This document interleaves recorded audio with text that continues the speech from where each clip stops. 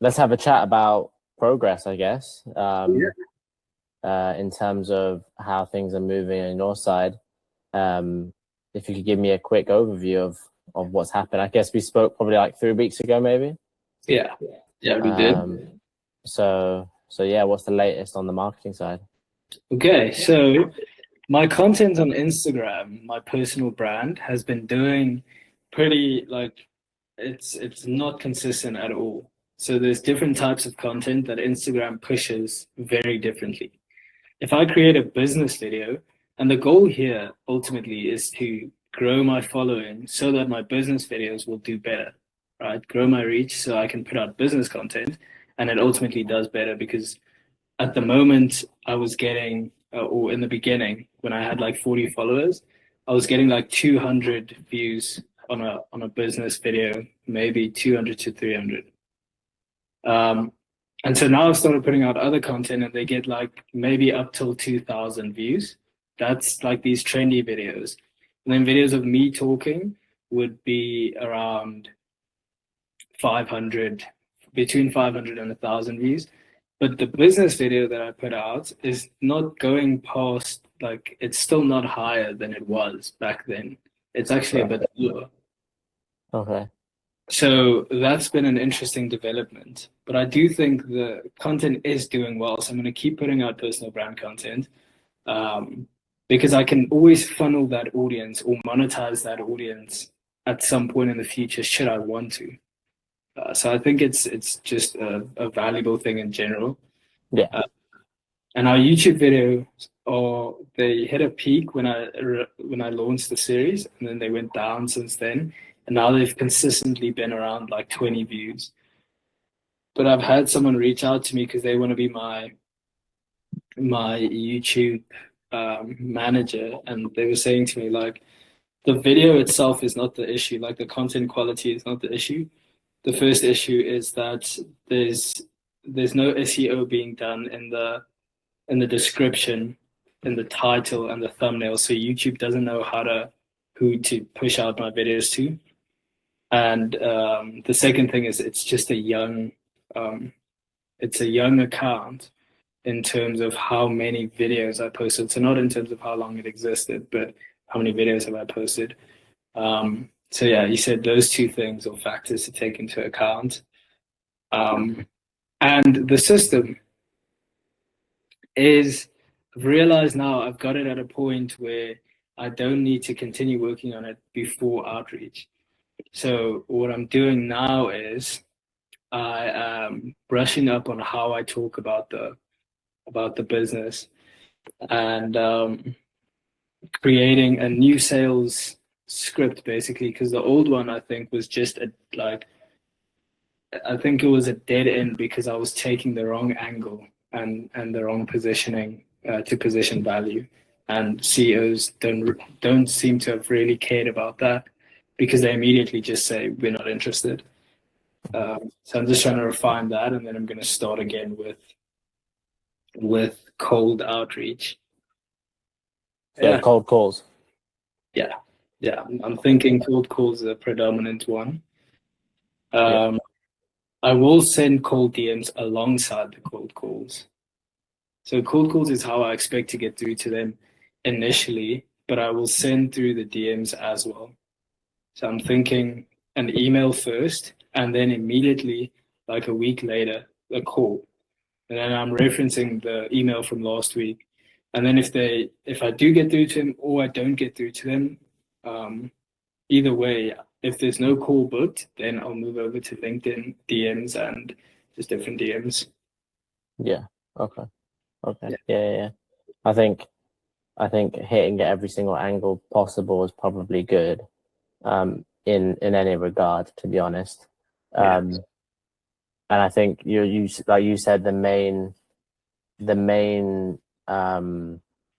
issue last time was actually hooking. You could just say the word hooking the Yeah. CEO's interest. Mhm. Yeah. Yeah. So what did you change this time in the way that you're going to be doing outreach, or what you planning to change in this time in the way you're going to be doing outreach that will stop what will be better at hooking the CEO's interest, do you think? So I think it's about what I was talking about when I started the conversation. Firstly, it's little language sales tips that I wasn't applying. For example, when I start the call, instead of saying, "Can I ask you a question?" As the CEO, he's busy, or "Do you have time?" If a CEO is answering his phone, it's because he has time to take the call. Because I was speaking with a friend of mine who's a wealth manager here in South Africa, and he told me, because I said to him, I would just like to jump on a call with you and just get some ideas on what it looks like inside the firm. And so I spoke to him about like how the challenges that I had um, in getting through to CEOs, and he told me that the key thing is understand the little sales tricks because they are in the business of sales. Like wealth management ultimately is just sales because there's a bunch of people in the same industry that have the similar services and similar prices. So it's just about who can sell better. Currently, that's what it feels like to him. So he said, just ask a question and get as many yeses as possible, and don't don't stop and leave too much space in between what you're saying, even though that's taught to be conceptually right. Like they say, slow your speech down. He said with a CEO, just give him be direct, go for it. Don't build rapport. Like he doesn't care to build rapport until he has a reason to. So go straight to the value. So that's one thing that I'm going to be applying. And then the second thing is I was positioning it in terms of advisor dependency. So just in terms of the fact that if an advisor leaves the firm, it creates a huge risk for the firm because they lose the clients. But what this guy said to me is that in their firm, the book belongs to the firm. So the advisor doesn't quote own any of the clients. And he said in his previous firm that wasn't the case, but a lot of firms are adopting that now, anyways. So if I pitch that to an advisory firm that is already insulated, the clients are not going anywhere. If the advisor leaves, the client just goes to another advisor within the firm. He's not going to be interested in hearing any further. When I say you run the risk of losing clients when an advisor leaves, he's going to be like, "Sorry, I'm not interested because I don't." Because what? Because he doesn't, right? Oh, right, yeah. So you have to change the ones that you target so that they're firms that do have advisor dependency. Are you saying that that's not actually an issue now? So I'm saying that advisor dependency is becoming less of an issue, and Okay. it is something that the system solves, but it's something that I chose as the core value proponent of it, and obviously I chose wrong. And like these things go, you just do market research by speaking to people in the industry, and then you refine and refine. So what I'm going to do now is instead I'm going to pitch it as everything that it does. So just as increasing the value, the economic value of the firm over time. So basically treating the firm for its value to an investor, let's say, like the actual company valuation, because that goes up, and treating our engagement simply as an investment that their firm makes. So you could invest money into the stock market, but you're not going to make the same returns as investing that same money into our system. And then when they ask why, then it's like because a 1%, because of the size of the firms that we are targeting, a 1% increase in retention, a 1% increase in their growth rate, meaning new clients coming in, already that is making them in double figures of millions already. And the price doesn't come close to that. So it's simply just making an investment that has more than a 10x return, like ROI. Yeah. Okay. Yeah. So you're positioning basically the system as a way of being a better investment of their money rather than, I mean, what would you say? Because I'm trying to think, like, if you were to, let's say I was a CEO of one of those firms and you're telling me, well, this is a bit better ROI compared to XYZ, what would that XYZ be? What would they actually already be spending their money on? That would be their way of increasing. Yeah. So these firms would be growing through bringing in new advisors. And I spoke to this guy, and the amount of money that he's making a month is basically the same thing that I want to charge PWM firms. And on top of that, he's new in this firm. So, and he's a young guy. He's, I think, 24, 25 max. But I know he's close to my age. So, like, if you've got a 20 under 25-year-old advisor, that's his salary. You basically exchanging, bringing in the system for that advisor's salary. Okay, so you don't have to pay an advisor for that. Yeah, so you'd basically be arguing that the system is more valuable than one advisor, a junior advisor as well.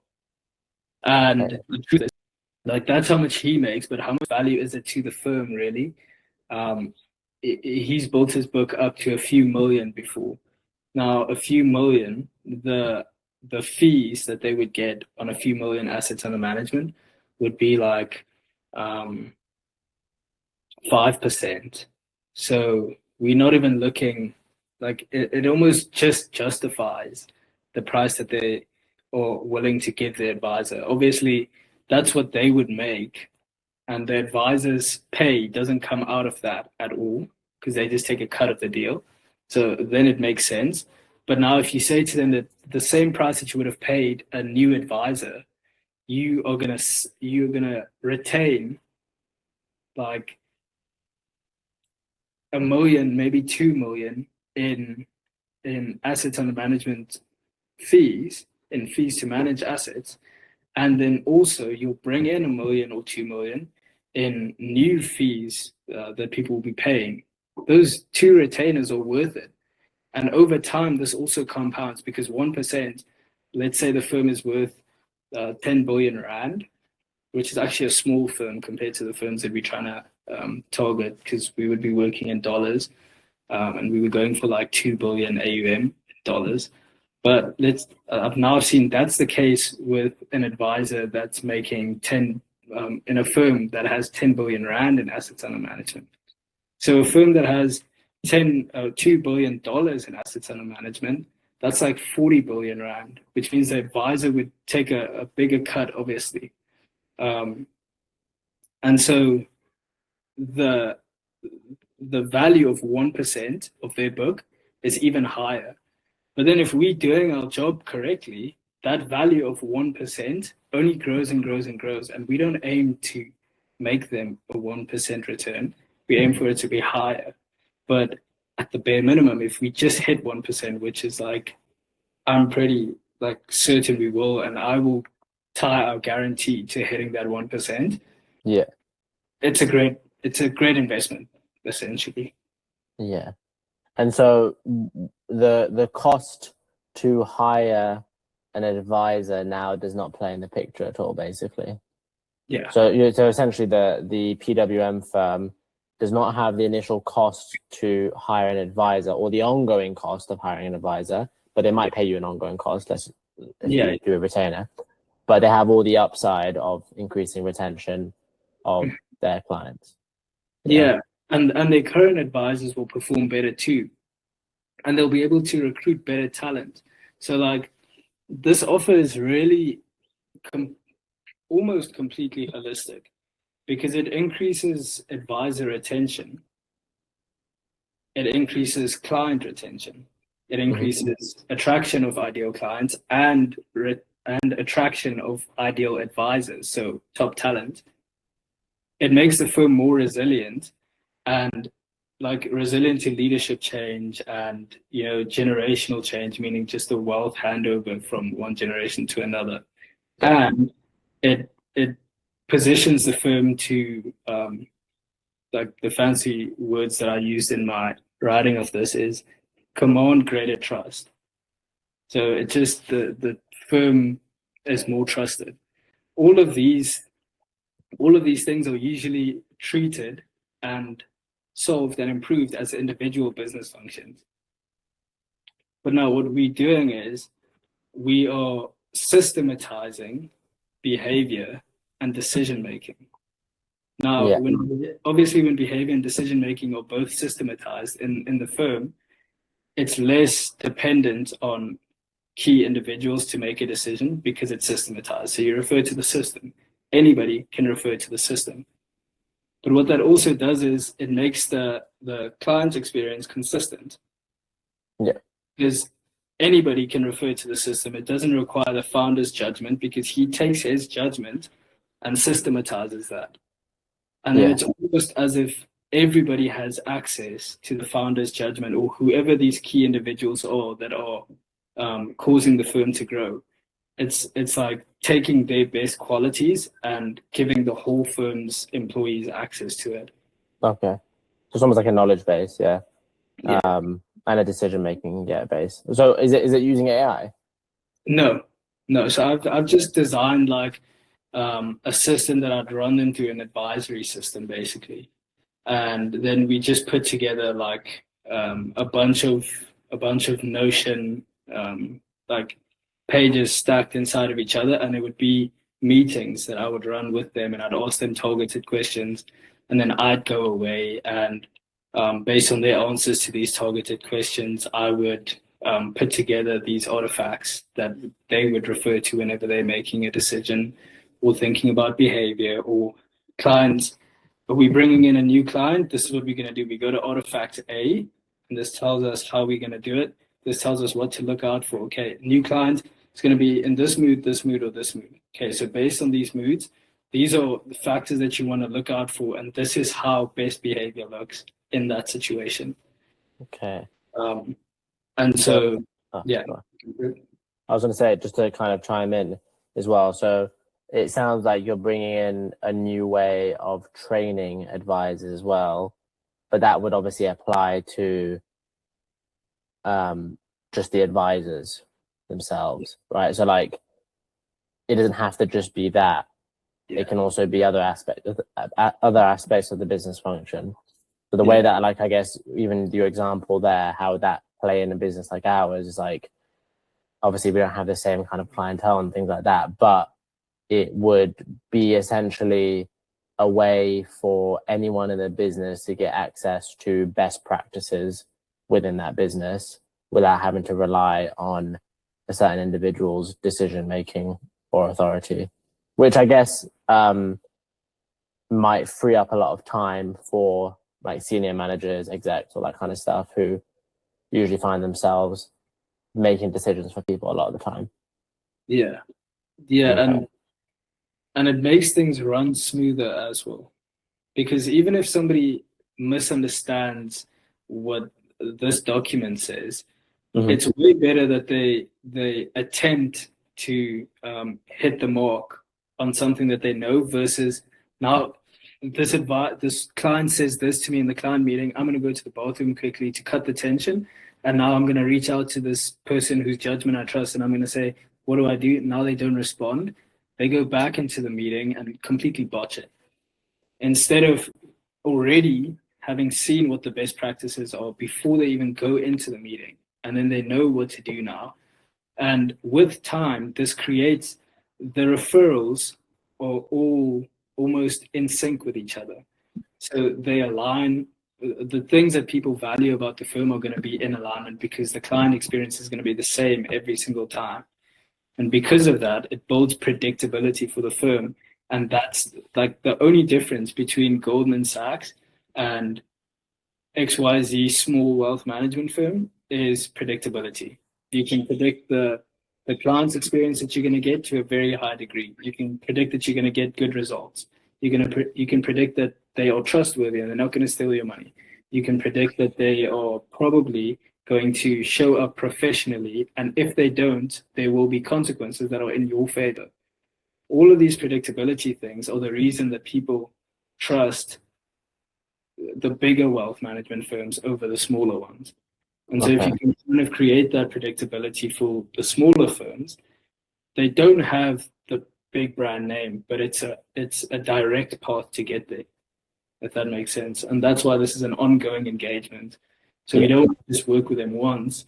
It takes a year to install the system completely, but then we continue refining and continue improving the client experience and continue walking with them on that path to getting to like a Goldman Sachs, let's say. But if those metrics, like if they, let's say they don't believe that we can do everything in terms of getting them to being a Goldman Sachs, the fallback for me in my mind is that it's simply then just a good investment. Like, look at it then as an investment. You're investing this amount for more than 10x ROI, and these other things are just a bonus if they happen. Like, give us that first year to implement it because you're only going to find out whether it works pretty late down along the line. Like maybe 6 months in, you'll be like, okay, this is working or it's not working. But for the first 6 months, if your retention, if we work with them for 5 years and we retain 1% of their asset under management across that 5 years, they made their money back. So if by the end of 12 months, we can increase their retention rate by 1%, just one, then they've made a 5x return on investment. They might as well sign a 5-year deal right now, pay that off, and do you know what I mean? Yeah. Okay. Yeah. I suppose the last question I'll ask, and then we can finish up as well, is what would you say you are doing that these firms aren't already doing? And or are you aware of what you're doing, or are you aware of what these firms are currently doing that you're going to bring this new way of doing things in, and like being able to basically say that your way of doing this doesn't work at the moment? Yeah. It doesn't sound like their behavior is very systematized. It actually sounds to me like he said to me that there's some decisions that just don't make sense to him that some other advisors, his peers, are making, and that's why he's outperforming all of them, because they make these decisions that just don't make sense. But it doesn't matter to him because his book is growing. He's earning his money, so to him, it's like it doesn't matter if they're not doing well. So it doesn't sound like they've got the best advisor kind of put him in front of in a cloning machine, take out his best qualities, and then put each other person into that machine, inject the best qualities, and then let them leave. That's basically like how I envision it. Like if you had to illustrate it figuratively, you're taking the best qualities of someone who's a top advisor at his firm. You take his decision making. To him, it just makes sense. Like he hasn't got some sort of a framework that he follows. And so to an advisor like him, our system makes no sense. To him, he's like, what do you mean I need a system? Like these things are just common sense. But to all of his peers, clearly, the fact that he's so vastly outperforming them is evidence that it's not systematized. And if it is systematized, then they don't have the governance over behavior to ensure that people are actually using the system. So that would probably be my first few questions to them is, do you guys have any star advisors that are outperforming the rest?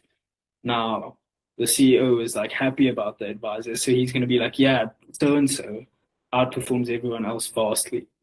Like maybe I'd start off with a question like, do you think your firm can attract top talent that's a cut above the rest? The answer is going to be yes or maybe. Then the next question would be, do you guys have an advisor that's performing better than the rest? Well, yes, we do. Okay, how much better is he performing? 5 times better. Okay, cool. What if I could tell you that you could take his best qualities that are the reason that he's performing that well and spread it across every advisor that you have so they all perform at that level? Would that be valuable to you? Yeah, of course that would be valuable. Okay, great. That's what we offer. Yeah. I know you mentioned there's a couple of other things as well, but it seems like you're honing in on basically training advisors well, essentially. Yeah. And taking the best qualities from the best advisors and training that onto the other advisors, especially if advisor relationships in a PWM firm are not like, what do you call it? What's the word? Like not shared. So like, in some businesses, if I have someone who's like at the same level as me in the business, he will share his way of doing things with me so I can improve. Yeah. And it both improves both of our jobs, basically, or both of our output. But if the way that PWM firms work at the moment is that advisors only focus on their book, and it's like, I don't care how this other person's how this other guy's book is performing. I'm only focused about growing my own book because it doesn't help me if his book is better. Yeah, and he also told me a big thing is that most people are not in wealth management because they have some sort of a purpose. Like, it's not because they are purpose driven, it's because they are moolah driven. Like, Yeah. This is a very lucrative career opportunity. And he said to me, in his exact words, he said, and the bonus is that you get to grow people's money and make their lives better. But the big thing is actually that he makes a lot of money. And I asked him, like, do you think that's commonplace? And he was like, yeah, like across advisors, that's kind of how we think. So if that's the case, I don't want to go to my friend one office down from me and tell him what I'm doing better than him, because we're competing for the same clients. We want the same book of business. So the more I can, the better I can perform. Although they work within one within one firm, each advisor is kind of like an individual brand within a bigger brand. So it would be as if Coca-Cola they still own Fanta and they own Sprite, but Sprite and Fanta are competing for the same people to drink their drinks. So the one person still wants their drink to do better, if that makes sense. So Sprite, even though they're both owned by Coke, Sprite is not going to go tell Fanta what they did with their new flavor to let it blow up. And that's kind of how I understand the wealth management firm dynamic to be. But now, if you could go take that and say, okay, Fanta did this. We are Coca-Cola, so we're going to have an interview with Fanta and we're going to ask Fanta, what did you do to perform so well in your last flavor launch? We did X, Y, Z. How did you think about these things? Like, what was the reasoning? Because it doesn't matter to replicate the decision. It matters to replicate the line of thinking to get to that decision, because that's what's actually valuable. Because no two situations are going to be the same. So the person is not going to be in the same situation with the same client. But if they can understand how to think about a situation, then they're better off to make the right decision. That's kind of what we want to do. Now, if advisors outside the firm can see that, okay, every time somebody goes to this firm, their performance is at a minimum level of this, and they grow like crazy, like shortly after getting to that firm, and their career path is just up. The star talents in the industry want to go to that firm because they want to experience the same career growth. And so then you attract better advisors, and so now this system starts feeding into itself. The better advisors you can attract, the better you make the rest of your advisors, the more attractive the firm becomes, the more talent comes to the firm. This becomes more attractive to clients, and it's just a never-ending cycle of growth. Yeah. Okay. Yeah, it's good.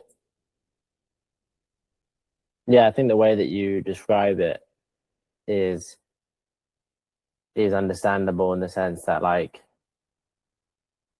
all parties essentially win in the end, because even the wealth advisor that there might be one advisor who's like, I don't want to share my ways of doing things because then I have to compete with them. It's like, well, no, because you could incentivize it in a way that team performance or company performance actually benefits. You could even say everyone. to your advisor that like, you having this meeting, and because I don't think that you can tell them that sharing this, we could make a deal with you that 5% of whatever the other advisors make will tack on to how much you earn without taking away from them. So it's like, let's say the other advisors make 100 grand extra, we'll give you 5 grand extra, just on like as a bonus, let's say, to incentivize them to be like, yeah, of course, now I want the other advisors to grow because this is going to make me grow.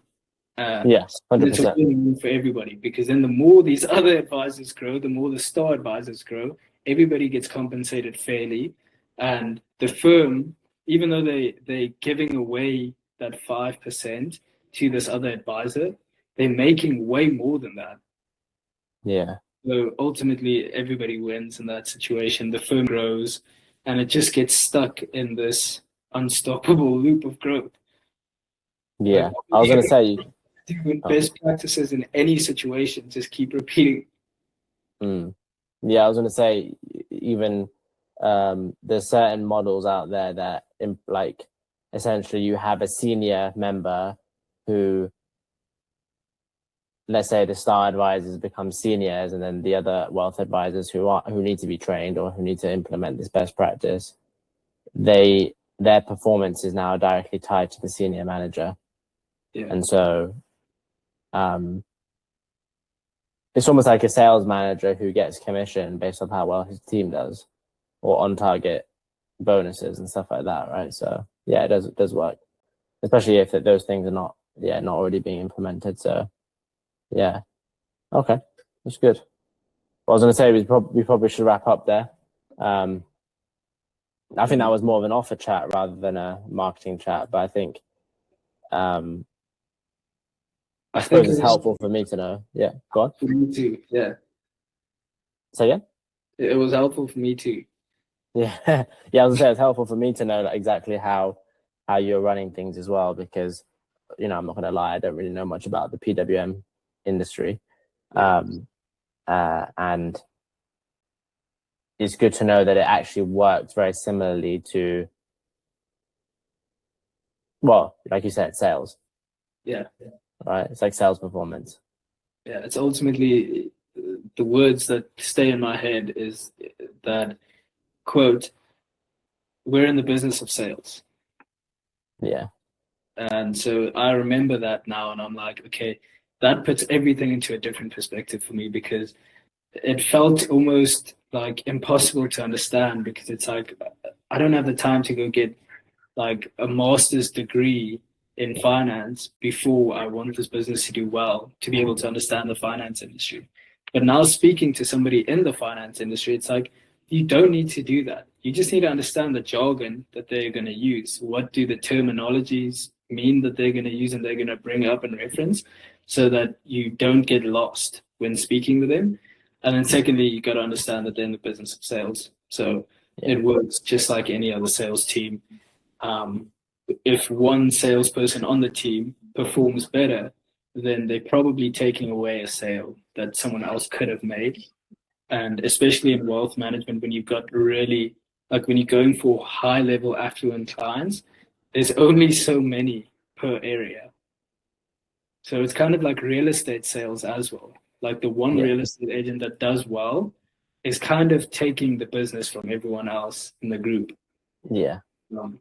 So yeah, they wouldn't want to share with each other what to do, but you could incentivize that real estate agent to say, okay, but every deal that this other person closes, you get a cut. They'd be more than happy to do that. So yeah, I'm feeling good about it now after talking to you about it, because I've been studying it, but now explaining it to somebody in a way that it seems that you understand the value that lies in it feels good. Because I spoke to my father a while back, and I explained it to him, and he was like, I don't get the idea. Like, I don't believe in the idea. I don't see the value. And so then I went and refined and refined and refined. And now it seems like I've communicated it in a way that the value is clear. Yeah. I think the Sprite and Fanta and Coke analogy helps as well. But I guess the CEO advisory firm wouldn't necessarily need that. He probably understands all the jargon. But yeah, no, it's good. It's good. I think as well, like, I mean, what we can have a chat about next week if you come along again is more about the outreach side and the the lead gen side, because ultimately you can have the best product in the world, but if no one knows about it, then Yeah. that's it. But yeah, we'll finish up there, all right, Mac? I appreciate you coming along. It was a good chat. Yeah, I've got a couple other things to crack on with, and yeah, I'll chat with you next week then. Yeah. Okay, perfect.